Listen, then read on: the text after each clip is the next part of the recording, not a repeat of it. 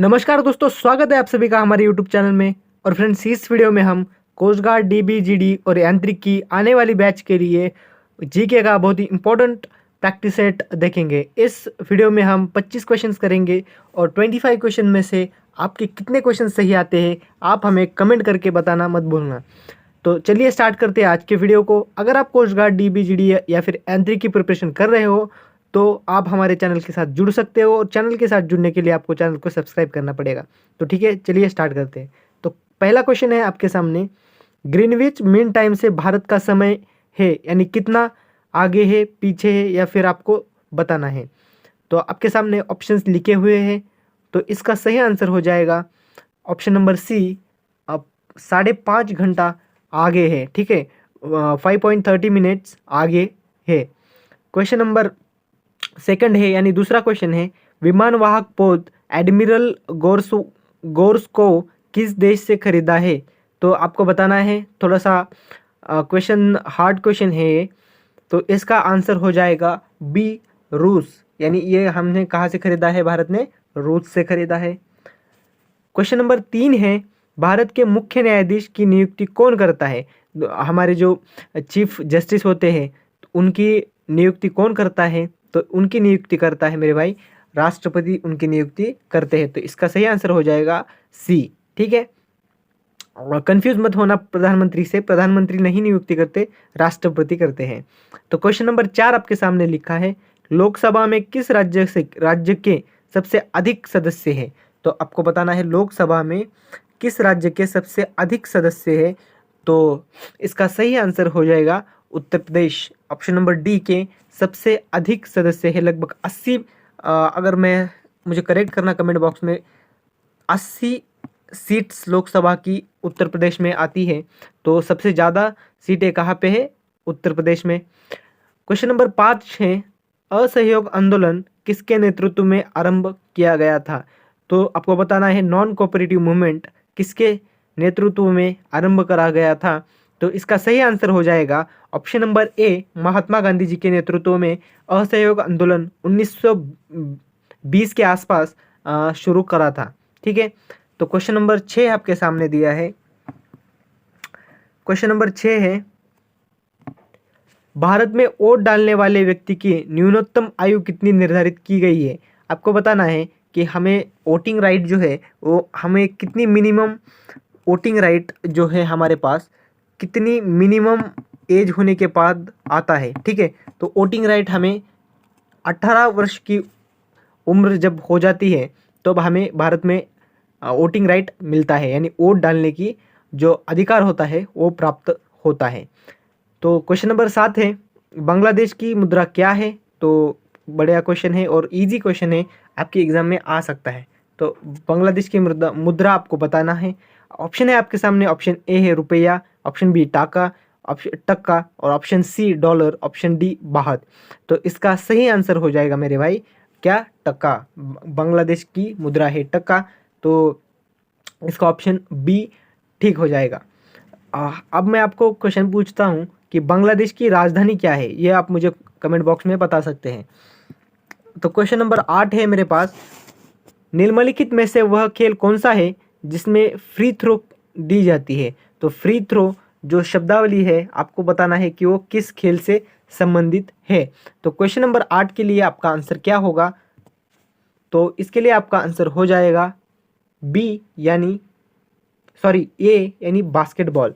Basketball में आपको free throw दिया जाता है। ठीक है, क्वेश्चन नंबर 9 है, स्थल सेना की सबसे छोटी टुकड़ी को क्या कहा जाता है।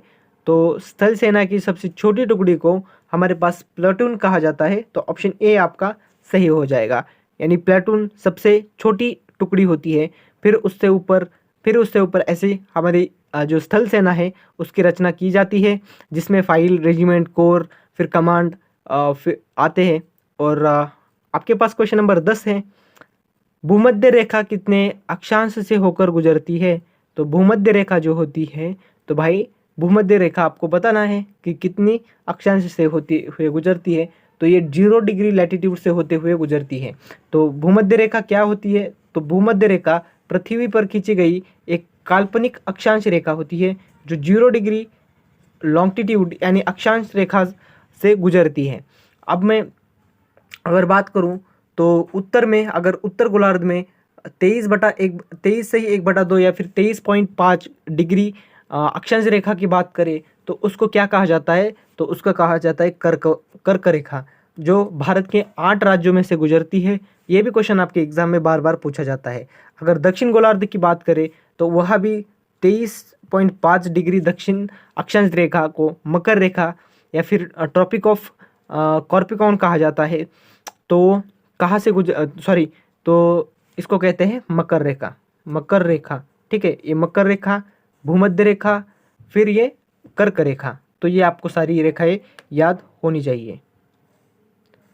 क्वेश्चन नंबर 11 है आपके सामने, पृथ्वी अपनी दूरी पर कितने अंश तक झुकी हुई होती है। तो पृथ्वी अपने अक्ष पर 23.5 डिग्री झुकी हुई होती है, ठीक है। तो 11वें क्वेश्चन का आंसर आपके सामने है ए, यानी 23.5 डिग्री अपने अक्ष पर झुकी हुई होती है। क्वेश्चन नंबर 12 आपको बताना है, ऋतु परिवर्तन पृथ्वी की किस गति के कारण होता है। ऑप्शन ए है दैनिक गति के कारण, ऑप्शन बी है वार्षिक गति के कारण, ऑप्शन सी है दोनों, और ऑप्शन डी है इसमें इसी से नहीं, किसी से नहीं, ठीक है। तो इसका आपके सामने आंसर सही हो जाएगा ऑप्शन नंबर बी, जो वार्षिक गति होती है पृथ्वी की, वार्षिक परिवर्तन, ऋतु परिवर्तन जो होता है वो पृथ्वी की वार्षिक गति के कारण होता है, ठीक है।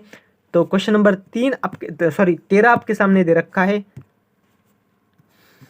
देखिए क्या है क्वेश्चन नंबर 13, तो सर्वाधिक व्यस्त समुद्री व्यापार मार्ग निम्न में से कौन सा है। तो आपको बताना है सबसे बिजिएस्ट व्यापारी समुद्री मार्ग कौन सा है। तो इसका सही आंसर आपके सामने हो जाएगा मेरे भाई, क्या, तो इसका सही आंसर आपके सामने हो जाएगा ऑप्शन नंबर डी, यानी उत्तर अटलांटिक मार्ग। ऑप्शन नंबर डी, उत्तर अटलांटिक मार्ग इसका सही आंसर हो जाएगा। क्वेश्चन नंबर, अगर मैं 13 की बात करूं तो इसका आंसर हो जाएगा डी। तो क्वेश्चन नंबर 14 की अगर हम बात करते हैं तो ताशकंद शहर किस देश में स्थित है। तो ताशकंद शहर हमारे पास स्थित है कजाकिस्तान में, कजाकिस्तान में ताशकंद शहर स्थित है, ठीक है। जहाँ पे हमारे पूर्व प्रधानमंत्री श्री लाल बहादुर शास्त्री जी की डेथ हुई थी, ये ताशकंद शहर में ही हुई थी, ठीक है। तो कजाकिस्तान जिसकी राजधानी अस्ताना है, ये देश मध्य एशिया में स्थित है। तो क्वेश्चन नंबर 12 आपके सामने है, भारत की प्रथम महिला प्रधानमंत्री कौन थी। तो इजी क्वेश्चन है, भारत की प्रथम महिला प्रधानमंत्री इंदिरा गांधी जी थी, जो 1968 में शायद प्रधानमंत्री बनी थी, और फिर उन्होंने काफ़ी ज़्यादा दिन भारत पर प्रधानमंत्री वो भारत की रही थी, ठीक है। ये बहुत ही इंपॉर्टेंट है, भारत की प्रथम महिला प्रधानमंत्री इंदिरा गांधी जी थी। अब सरोजिनी नायडू की बात करें तो ये भारत की पहली गवर्नर थी, ठीक है। गवर्नर यानी राज्यपाल थी। किस राज्य की थी, तो ये उत्तर प्रदेश की राज्यपाल थी। अगर मैं सुचेता कृपलानी की बात करूं तो ये भारत की सबसे पहली महिला, यहाँ पे ये महिला है, ठीक है। सरोजिनी नायडू जी भारत की सबसे प्रथम महिला राज्यपाल थी। और सुचेता कृपलानी की बात करें तो भारत की प्रथम महिला मुख्यमंत्री थी। किस राज्य की थी मुख्यमंत्री, यूपी की, ठीक है। और शीला दीक्षित जी दिल्ली की मुख्यमंत्री रह चुकी है। क्वेश्चन नंबर 16 आपके सामने दे रखा है, एशियाई खेल 2022 कहाँ आयोजित होंगे। तो एशियाई खेल आपको बताना है कहाँ पर आयोजित होंगे। तो इस क्वेश्चन का सही आंसर हो जाएगा चीन में। तो 2022 के एशियाई खेल है जो चीन में आयोजित हो जाएंगे, ठीक है, होने वाले हैं। 2014 को नोबेल शांति पुरस्कार किसे मिला था। तो 2014 में जो है नोबेल का शांति पुरस्कार कैलाश सत्यार्थी जी को मिला था, ठीक है। ये क्यों इंपॉर्टेंट है, क्योंकि ये एक भारतीय है, ठीक है। तो ऑप्शन नंबर डी आपको याद रखना है। और एक क्वेश्चन और पूछा जाता है, कैलाश सत्यार्थी के साथ एक और महिला थी जिसका नाम था मलाला यूसुफजई, उनको भी शांति का नोबेल पुरस्कार मिला था, जो कि पाकिस्तान से बिलोंग करती है। क्वेश्चन नंबर 18 आपके सामने है, किस खिलाड़ी ने सर्वाधिक बार विंबलडन खिताब जीत रखा है। तो किस खिलाड़ी ने विंबलडन किताब सबसे ज़्यादा बार किताब अपने नाम पर करा है? तो यहाँ पे आपका सही आंसर हो जाएगा option number A, Roger Federer. तो आपको सबसे पहले ये पता होना चाहिए कि विंबलडन किताब है क्या। तो विंबलडन किताब में एक टेनिस टूर्नामेंट होती है, तो ये एक ग्रैंड स्लैम टूर्नामेंट है। विश्व में 4 ग्रैंड स्लैम टूर्नामेंट होती है, जिसमें Wimbledon open, French open, Australian open और यूएस ओपन ये 4 ग्रैंड स्लैम्स होती है टेनिस की। तो इसमें सबसे ज़्यादा बार विंबलडन ओपन किताब किसने जीता है? तो रोजर फेडरर एक टेनिस खिलाड़ी है, उन्होंने जीता है। ठीक है, तो क्वेश्चन नंबर 19 आपके सामने दे रखा है, तो 18 का आंसर हो जाएगा, 18वां क्वेश्चन का आंसर हो जाएगा option number A, Roger Federer. तो 19वां क्वेश्चन है, ईरान की राजधानी क्या है? तो ईरान की राजधानी क्या है आपको बताना है। 19वां क्वेश्चन है, तो ईरान की राजधानी आपको यहाँ पे होगी ऑप्शन नंबर डी, ईरान की राजधानी है तेहरान। Iran, Tehran. ठीक है, ऑप्शन नंबर डी सही हो जाएगा, ईरान की राजधानी तेहरान है। तो फिर अगर मैं आपसे क्वेश्चन पूछूं, तो पेरिस किस देश की राजधानी है, काबुल किस देश की राजधानी है और थिम्पू किस देश की राजधानी है? आपको मुझे कमेंट बॉक्स में बताना होगा। ठीक है, मैं आपको बताता हूँ, पेरिस फ्रांस की राजधानी है, काबुल अफगानिस्तान की राजधानी है और थिम्पू कहाँ की राजधानी है, आप मुझे कमेंट बॉक्स में बता सकते हैं। क्वेश्चन नंबर 20 आपके सामने है, मैकमोहन लाइन किस देश के बीच है? तो मैकमोहन लाइन जो है किन दो देशों के बीच आती है? तो ये बहुत ही इंपॉर्टेंट क्वेश्चन है और बेसिक सा क्वेश्चन है, कुछ इसमें ज़्यादा हार्ड नहीं है। तो ऑप्शन नंबर 20 का सही हो जाएगा, मैकमोहन लाइन भारत और चीन के बीच मध्य में स्थित है। तो भारत और पाकिस्तान के बीच कौन सी लाइन पड़ती है? Red Cliff line. ठीक है, याद रखना, सारे पॉइंट लिख लेना, आपको बहुत ही इंपॉर्टेंट यहाँ पे मैं कंटेंट दे रहा हूँ। और पाकिस्तान और श्रीलंका का तो कोई दूर दूर तक रिश्ता ही नहीं है, अगर मैं बॉर्डर के पर्सपेक्टिव से बात करूँ, और पाकिस्तान और चीन के बीच कोई लाइन नहीं पड़ती, वो वहाँ पे बाउंड्री है, अगर पड़ती होगी तो भी वो हमारे लिए इंपॉर्टेंट नहीं है। क्वेश्चन नंबर 21 आपके सामने है, भारत एक खोज किताब किसने लिखी? भारत एक खोज एक किताब किसने लिखी है? तो एक किताब लिखी है जवाहरलाल नेहरू जी ने, डिस्कवरी ऑफ इंडिया इसका इंग्लिश टाइटल है, उन्होंने इंग्लिश में एक किताब लिखी थी, Discovery of India. Jawaharlal Nehru ji की एक इंपॉर्टेंट किताब है, उसको आपको याद रखना पड़ेगा। क्वेश्चन नंबर 22 आपके सामने है, दिल्ली चलो का नारा किसने दिया? तो दिल्ली चलो का नारा दिया था सुभाष बाबू जी ने, यानी सुभाष चंद्र बोस जी ने दिल्ली चलो का नारा दिया था। और इन्होंने तुम मुझे खून दो मैं तुम्हें आज़ादी दूंगा, ये भी नारा सुभाष चंद्र बोस जी ने ही दिया था। जवाहरलाल नेहरू जी का नारा कौन सा था?